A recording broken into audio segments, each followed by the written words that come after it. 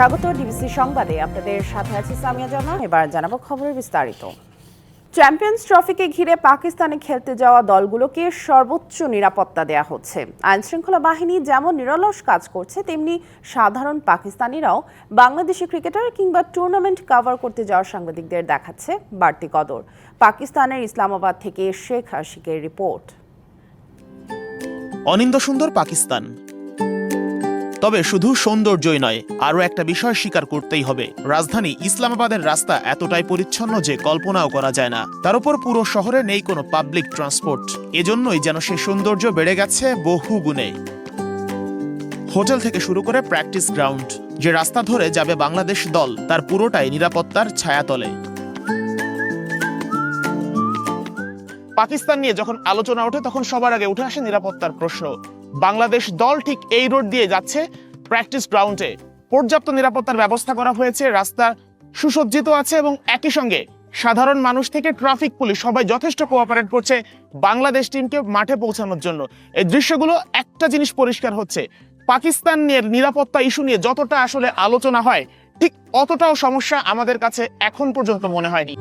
পাকিস্তানের রাজধানীর রাস্তা ধরে আবারও এগিয়ে চলা। রাস্তার দুধারে তাকালে বোঝার উপায় নেই এটাই এদেশের রাজধানী। ট্রাফিক জ্যামের পরিবর্তে এখানে চোখে পড়ে শুধুই প্রকৃতির ছোঁয়া।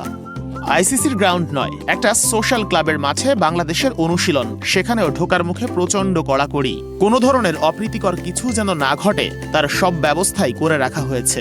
এখানে মূল সমস্যা হয়ে গেছে, যারা দায়িত্বে আছেন কেউ কেউ ইংরেজি বুঝতে না পারার কারণে তারা আসলে কমিউনিকেশন সমস্যা হচ্ছে, এবং একই কারণে মাঠে কে ঢুকবে কে ঢুকতে পারবে না এই নিয়ে একটা জটিলতা তৈরি হয়েছে। কিন্তু নিরাপত্তার যে ব্যাপারটা বলা হচ্ছে, তারা কিন্তু নিরাপত্তা দেওয়ার সর্বোচ্চ চেষ্টা করছে বাংলাদেশ ক্রিকেট টিমকে।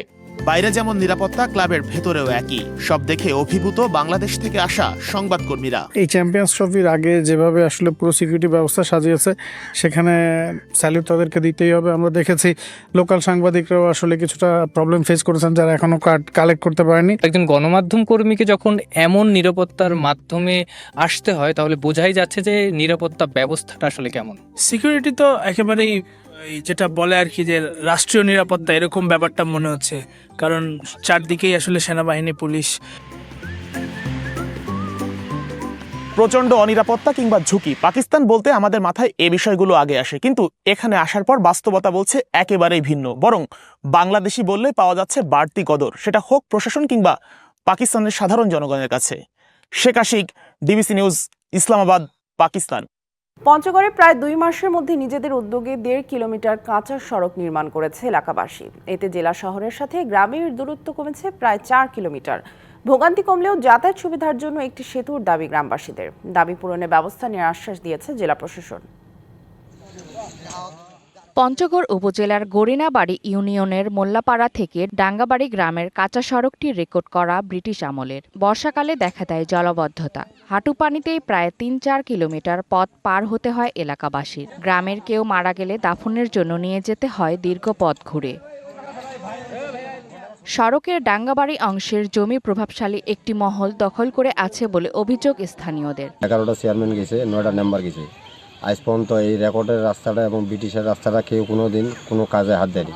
দীর্ঘদিন যাবত এই রাস্তাটির কোনো সংস্কার কাজ না হওয়ার কারণে এই রাস্তাটি বিলীন হয়ে গেছে। সংশ্লিষ্টদের কাছে বারবার ধর্ণা দিয়েও কোনো প্রতিকার পাননি গ্রামবাসীরা। পরে নিজেদের উদ্যোগেই শুরু করেন সড়কটির নির্মাণ কাজ। আমরা উদ্যোগ নিয়েছি সবাই যে রাস্তাটা আমরা করব, সবাই সম্মিলিত হয়ে রাত 12টা 11টা এরকমভাবে আমরা মাটি কাটি। নিজের খেয়ে এই রাস্তাটা করছি, কিন্তু এই রাস্তাটা যদি আমরা টিকায় রাখতে চাই, যদি এটাকে ভালো করে রাখতে চাই, তাহলে আমার একটা ব্রিজের এখানে খুবই প্রয়োজন। এ নিয়ে কথা হয় ঊর্ধ্বতন কর্তৃপক্ষের সাথে। প্রয়োজনীয় ব্যবস্থা নেওয়ার আশ্বাস মিলেছে সদর উপজেলার ভূমি কর্মকর্তার কাছ থেকে। তাদের দাবি ছিল যে যেহেতু রাস্তার অনেক নিচু ছিল এবং এখানে একটা ব্রিজ বা কালভার্টের দরকার, সেই বিষয়টা আমি শুনেছি। আমি এটা আমার ঊর্ধ্বতন কর্তৃপক্ষকে বিষয়টি জানাবো।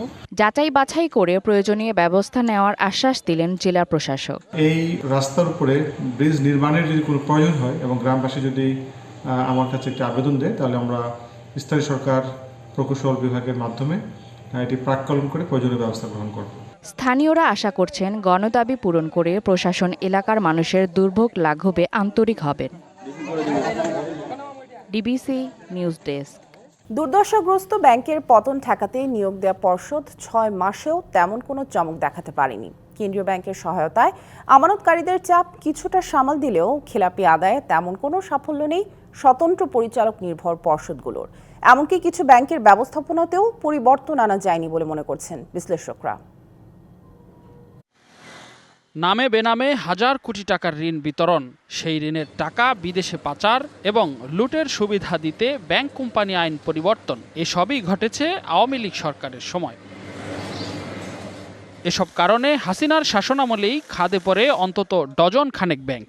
অন্তর্বর্তী সরকার ক্ষমতায় এসে দুর্দশাগ্রস্ত এসব ব্যাংককে পুনরুদ্ধারের দায়িত্ব দেয় স্বতন্ত্র পরিচালক নির্ভর নতুন পর্ষদকে।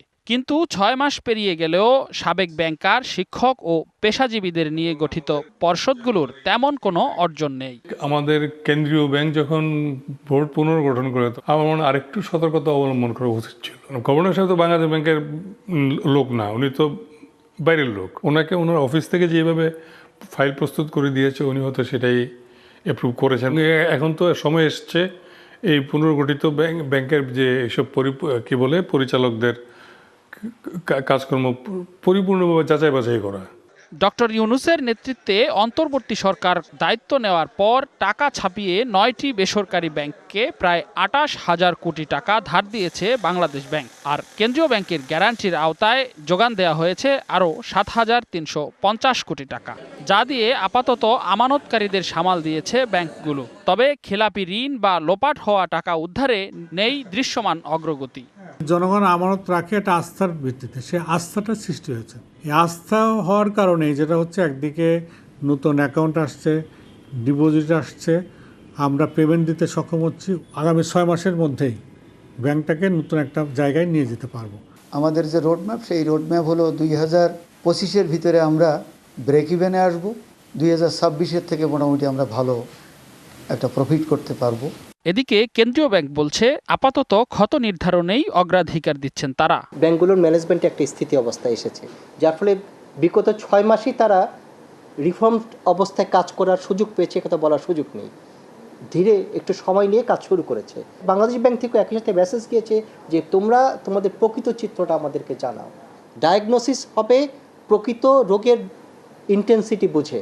তবে বড় চমক না দেখাতে পারলেও ঘুরে দাঁড়ানোর পথেই হাঁটছে বলে মনে করছে দুর্দশাগ্রস্ত ব্যাংকগুলো। রেদওয়ানুল হক, ডিবিসি নিউজ, ঢাকা।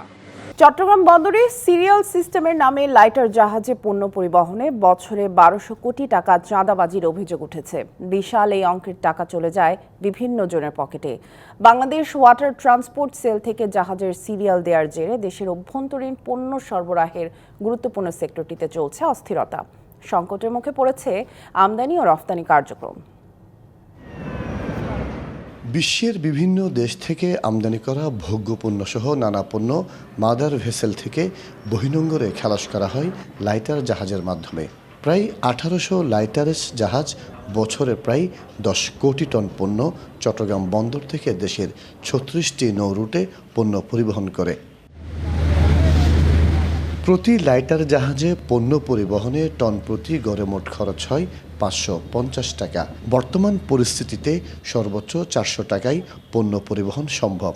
এক্ষেত্রে টন প্রতি 150 টাকা বাড়তি গুনতে হলে 8 কোটি টনে চাঁদাবাজি হয় 1200 কোটি টাকা। সিরিয়াল সিস্টেমের কারণে পণ্য পরিবহনে ব্যবসায়ীরা সরাসরি লাইটার জাহাজ ভাড়া করতে পারে না। এজন্য লোকাল ও জাহাজ এজেন্টকে বাড়তি টাকা দিতে হয় লাইটার জাহাজ ও কার্গো মালিকদের। ফলে পণ্য পরিবহনে বাড়তি খরচের নেতিবাচক প্রভাব পড়েছে ভোগ্যপণ্যের বাজারে। পণ্যের এজেন্টকে 20 টাকা দিতে হবে, জাহাজের এজেন্টকে 20 টাকা দিতে হবে। সোকল্ড এজেন্ট, ওনাদের সিরিয়ালের যে বিডব্লিউটিসি বলেন, ডাব্লিউটিসি বলেন, যাই বলেন, তাদের এজেন্ট আছে। এই টাকার আলটিমেটলি ইফেক্ট কোথায়? কার্গোর উপর ইফেক্ট পড়তেছে। 20 টাকা 40 টাকা অ্যাড হচ্ছে। এদিকে লাইটার জাহাজ মালিকদের প্রায় কয়েকশো কোটির অধিক পাওনা টাকা আদায় না হওয়ার পাশাপাশি সিরিয়াল অব্যাহত থাকায় নৌ পরিবহন রুটে দেখা দিয়েছে বিশৃঙ্খলা। সিরিয়াল অন্তর্ভুক্ত না হয় তাহলে দেখা যাচ্ছে তাদের ট্রিপ হওয়া, জাহাজের ভাড়া হওয়া, জাহাজের টাকা আদায় করা, এই সমস্ত ব্যাপারে বিশাল একটা অনিশ্চয়তার মধ্যে পড়ে যাবে। সেজন্য সাধারণ জাহাজ মালিকরাই আসলে সিরিয়াল অন্তর্ভুক্ত হয়ে জাহাজ চালাতে চাচ্ছে। আমদানিকারকের যাতে কোনো আপত্তি না থাকে এবং মামলা যারা করছে কোর্ট থেকে স্টে করাইছে সেই কোর্ট থেকে এটাকে অবসান করে সবাইকে সম্মিলিতভাবে যদি আমরা সিরিয়াল চালু করি তাহলে সবার মঙ্গল হবে। নতুন নীতিমালা চলতে থাকলে নৌপথে আমদানি করা পণ্য পরিবহনে বন্ধ হওয়া একচেটিয়া আধিপত্য আবার ফিরে আসবে এমন আশঙ্কা আমদানিকারক ও জাহাজ মালিকদের। মাসুদুল হক, ডিবিসি নিউজ, চট্টগ্রাম। ঢাকা চট্টগ্রাম মহাসড়কের কুমিল্লা অংশে যানজটের কারণে প্রায়ই দুর্ভোগে পড়ছেন যাত্রীরা। 4 লেনের এই মহাসড়কে ঘন্টার পর ঘন্টা যানবাহন আটকে থেকে নির্দিষ্ট সময়ে গন্তব্যে যাওয়া যাচ্ছে না। 1.5 ঘন্টার দূরত্বে পৌঁছাতে লাগছে 4 থেকে 5 ঘন্টা। এদিকে যানজট নিয়ন্ত্রণে হাইওয়ে পুলিশ কাজ করলেও কাজ খুব একটা হচ্ছে না। ঢাকা চট্টগ্রাম মহাসড়কের 105 কিলোমিটার এলাকা রয়েছে কুমিল্লা অংশে। এর দাউদকান্দি টোল প্লাজা থেকে গৌরীপুর পর্যন্ত প্রায়ই যানজট লেগে থাকে। বিশেষ করে যানবাহন বিকল কিংবা দুর্ঘটনা ঘটলে সড়কের বিভিন্ন পয়েন্টে দেখা যায় যানজট। এছাড়া মহাসড়কের পাশে প্রায় 20টি পয়েন্টে হাট বাজার, যত্রতত্র যাত্রী ওঠানামা, উল্টো পথে 3 হুইলার সহ ছোট গাড়ি অবাধে চলাচলে যানজট সৃষ্টি হয়। এসব কারণে মানুষের কর্মঘণ্টা যেমন নষ্ট হচ্ছে, তেমনি মালবাহী ট্রাকগুলো সময়মতো পৌঁছাতে কষ্ট হচ্ছে। রিক্সা, সিএনজি, অটো গাড়ি আটকায় রেখে গাড়ি চেক দেয়, তামান্দুনি একটা জাম লাগায় রাখে। ফুটওভার ব্রিজ ব্যবহার না করার কারণে এই যাত্রী পারাপারের কারণে বিশেষ করে আপনার ওই রাস্তায় জ্যাম লাগতেছে। গাড়ি যাত্রী লয় ফাতাল্লা করে বন্ধ করে, এই কারণে জামগুলো লাগে। যাত্রীদের অভিযোগ, মহাসড়কে পুলিশি তৎপরতা না থাকায় সড়কে বিশৃঙ্খলা দেখা দিচ্ছে। পাশাপাশি ট্রাকে কাঁচামাল নষ্ট হওয়ায় লোকসানের মুখে পড়ছেন ব্যবসায়ীরা। সিএনজি, নসিমন, অটো এইগুলো যদি হঠাৎ ডিভাইডারগুলোর থেকে হঠাৎ করে ঢুকে যায়, দ্রুত ব্রেক দিতে হয়, এই জন্য দুর্ঘটনাটা বেশি হচ্ছে। পুলিশে পুলিশ খেয়ে দেয়, কোনো দামদাদ আরও বেশি লাগা। বাসগুলো যদি কোনো একটা আইনের আওতায় আনা যায় বা কোনো একটা সিস্টেমের মধ্যে নেওয়া যায় তাহলে হচ্ছে আমাদের মেইন রুটগুলো হচ্ছে একটু সেফ থাকে। হাইওয়ে পুলিশ অবশ্য দাবি করেছে, যানজট নিয়ন্ত্রণে তারা কাজ করলেও নানা কারণে বিড়ম্বনায় পড়তে হয়। ঢাকা চট্টগ্রাম মহাসড়কে যদি এই কোথাও দুর্ঘটনা ঘটে যদি সেই গাড়িটা পড়ে থাকে এবং আমাদের সবথেকে বড় কষ্ট হয় একটা রেখার নিয়ে আসা, আমরা ওই গাড়িটা অপসারণ করার সাথে সাথে রাস্তা ক্লিয়ার হয়ে যায়। মহাসড়কে হাটবাজার ও বাসের যত্রতত্র পার্কিং বন্ধ সহ সাধারণ মানুষকে সচেতন করা গেলে যানজট অনেকটাই কমে আসবে বলে মনে করেন সচেতন মহল। DBC news desk. বসবো নাকি না? একাই বসি।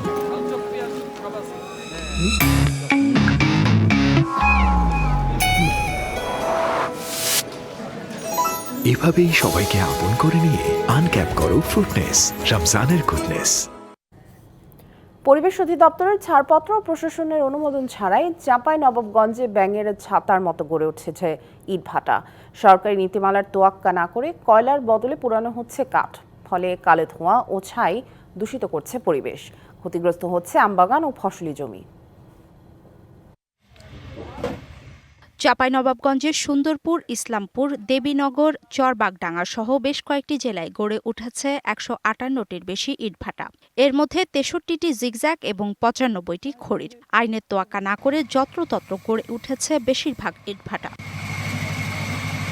ইটভাটাগুলো ধানক্ষেত, আমবাগান ও ফসলি জমির পাশে হওয়ায় দূষিত হচ্ছে পরিবেশ, ধ্বংস হচ্ছে জীববৈচিত্র্য। বিষাক্ত কালো ধোঁয়ার প্রভাবে পোকার আক্রমণ হচ্ছে বাগানে, পচে নষ্ট হচ্ছে আম, কমছে ফসলের উৎপাদন। স্থানীয়দের অভিযোগ, অনুমোদন না থাকলেও প্রশাসনকে ম্যানেজ করে চলছে অবাধে এসব ইটভাটা। আশেপাশে আমাদের বাগানগুলো সব ধরেন কি যে কেটে ফেলা হচ্ছে আমের গাছগুলো। আম যখন ধরে পাকার সময় আসে তখন পাশা পাশা দাগ হয়ে যায়, কালো কালো হয়ে, যে কোনো পরিষেবা ক্ষতি করে ভাটার কারণে ধুমাতে। কিছুটা তো অবশ্যই তো শুনতেছি জীবনের পর থেকে যে কিছুটা ক্ষতি হয়, তারপরও সমস্যা হয় না। সমস্যা যদি বেশি হতো তাহলে তো ভাটা বন্ধ হয়ে যেত। ইটভাটার মালিকরা ক্যামেরার সামনে কথা না বললেও মোবাইল ফোনে নিজেদের পক্ষে যুক্তি তুলে ধরেন। সাক্ষাতের কথা বলবো, আসছেন একবার, ওই সাক্ষা হবে আর কথা বলা হবে। মালিকদের সাথে কথা বলবে, মালিকদের সাথে কথা বলতে হবে, তাই আমরা কর্মচারী। অবৈধ ইটভাটা বন্ধে ব্যবস্থা নেওয়া হচ্ছে, জানায় স্থানীয় প্রশাসন। পরিবেশ অধিদপ্তর থেকে আপনার বিভিন্ন অবৈধ ইটভাটাগুলোকে এনফোর্সমেন্ট করেছে, ইতিমধ্যে জরিমানা করা হয়েছে। জেলা প্রশাসনের সাথে আমরা যোগাযোগ রক্ষা করতেছি মোবাইল কোর্টের মাধ্যমে, তাদের আইনানুগ ব্যবস্থা নেওয়ার জন্য। কয়লা ছাড়া অন্যান্য কাঠ ইউজ করছে, সেখানে আমরা অভিযান পরিচালনা করছি, তাদেরকে জরিমানার আওতায় নিয়ে আসছি এবং সেগুলো অবৈধ যেগুলো রয়েছে সেগুলো বন্ধের জন্য প্রক্রিয়া আমরা ইতিমধ্যে গ্রহণ করেছি। 2024 সালের 21শে অক্টোবর চাঁপাইনবাবগঞ্জের শিবগঞ্জে পরিবেশ অধিদপ্তরের ছাড়পত্র না থাকায় 3টি ইটভাটা বন্ধ করে দেয় জেলা প্রশাসন। এরপর এখন পর্যন্ত আর কোনো অভিযান হয়নি অবৈধ ইটভাটার বিরুদ্ধে।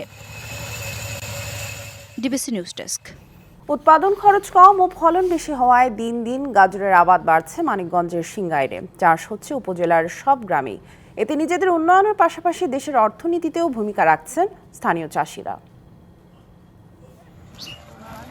20 বছর ধরে গাজর চাষ করে আসছেন সিংগাইর উপজেলার আজিমপুর গ্রামের বাবুল হোসেন। চলতি মৌসুমে 3.5 লাখ টাকা খরচ করে আবাদ করেছেন 7 বিঘা জমিতে। এবছর 7 বিঘা গাজর বুনছি, আপনার 7 লক্ষ টাকা বিক্রি করছি। এর খরচ হয়েছে 3.5 লক্ষ টাকার উপরে। সিংগাইরের মাটি গাজর চাষের উপযোগী। উৎপাদন খরচ বেশি হলেও দাম ভালো পাওয়ায় গাজর চাষে ঝুঁকছেন বাবুলের মতো কয়েক হাজার কৃষক। বিশেষ করে যে অঞ্চলগুলো গাজরের জন্য বিখ্যাত, তার মধ্যে আমাদের মানিকগঞ্জ একটি। এখানে ভৌগোলিক কারণে, পরিবেশগত কারণে গাজরের চাষটা বেশ ভালো এবং ফলনটা বেশ ভালো হয়। আমাদের মানিকগঞ্জ এখন গাজলের আবাদটা বেশি, অন্য জায়গার থেকে আমাদের এলাকাটা টান, এ কারণে গাজল হয় বেশি। বিঘা চুক্তিতে এসব গাজর পাইকাররা নিয়ে বিক্রি করছেন ঢাকা সহ বিভিন্ন স্থানে। আমরা গাজরটা এই যে গৃহস্থের কাছে নিয়ে আমরা বিক্রি করি ঢাকা, কারণ বাজার, গাজীপুর, যাত্রাবাড়ি। আমাকে সিংগাইর থানার গাজরটা ভালো মান আছে। এবছর সনাতন পদ্ধতির পাশাপাশি মেশিন দিয়ে ধোয়া হচ্ছে গাজর। তবে স্থানীয়ভাবে হিমাগার না থাকায় ন্যায্য দাম থেকে বঞ্চিত চাষিরা। আমরা এই বছর প্রথম আমরা মেশিন আছে 300-400 দিতে পারি, অনেক আরাম হয়েছে, অনেক সহজ হয়েছে। গাজর হয় ঠিক আছে, আমাদের এদিকে কোনো কোলেস্ট্রল এরকম নাই, রাখে এটা ধুয়ে বিক্রি করতে পারতাম ভালো দামে। কৃষি বিভাগ বলছে দেশের গাজরের প্রায় 40 ভাগ চাহিদা মেটে সিংগাইর থেকে। প্রায় 50 কোটি টাকার গাজর বিক্রির লক্ষ্য এবছর। ইতিমধ্যে কৃষকরা তাদের উৎপাদিত যে গাজর তারা বাজারজাত করা শুরু করেছে। আমরা আশা করছি যে বাজারটা যদি এরকম এ ধারায় অব্যাহত থাকে তাহলে সিংগাইর থেকে প্রায় 50 কোটি টাকার গাজর এবছর কৃষকেরা বাজারে বিক্রি করতে পারবে। চলতি মৌসুমে মানিকগঞ্জে 960 হেক্টর জমিতে গাজরের আবাদ হয়েছে, যা গত বছরের চেয়ে 10 হেক্টর বেশি। Ashraful Alam Liton, DBC news, Manikganj. সংবাদ এই ছিল এখনকার মতো। ডিবিসি নিউজের সংবাদগুলো পড়তে ভিজিট করুন dbcnews.tv আর ভিজিট করুন ডিবিসি নিউজের ফেসবুক পেজ এবং ইউটিউব চ্যানেল। সাথেই থাকুন।